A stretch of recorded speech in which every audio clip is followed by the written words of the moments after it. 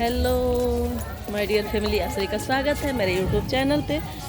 तो आइए देखते हैं यहाँ पे क्या हो रहा है। बने रहिएगा मेरे ब्लॉग वीडियो में, बहुत ही मज़ा आने वाला है। तो आप लोग देख सकते हैं यहाँ पे कितना भीड़ लगा हुआ है और बहुत ही इंटरेस्टिंग वीडियो होने वाला है। आप लोग बने रहिएगा ऐसे वीडियो में। करे सिद्धू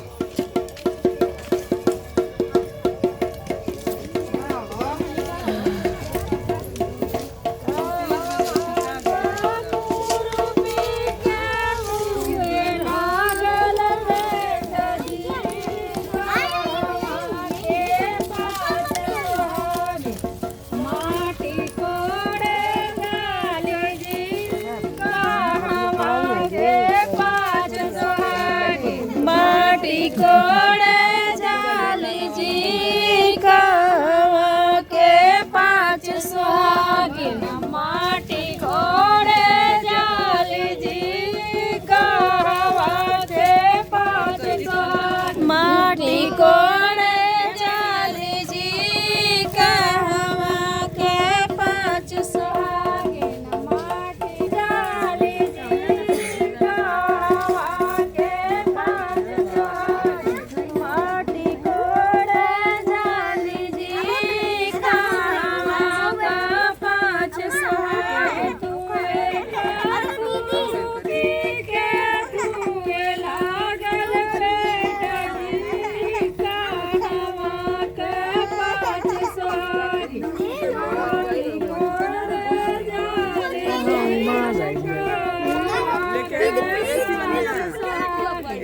माटी को जानी जी कहवा का पाँच सुहागिन।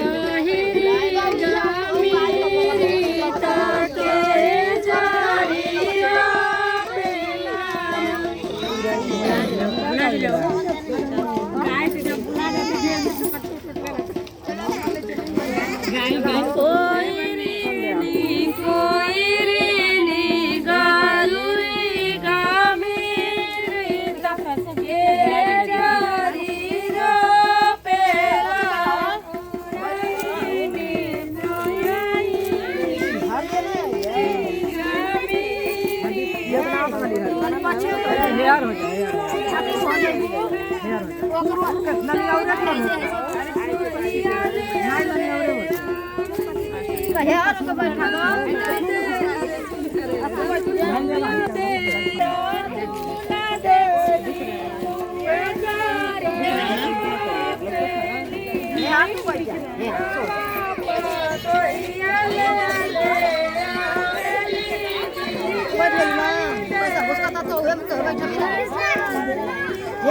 जाए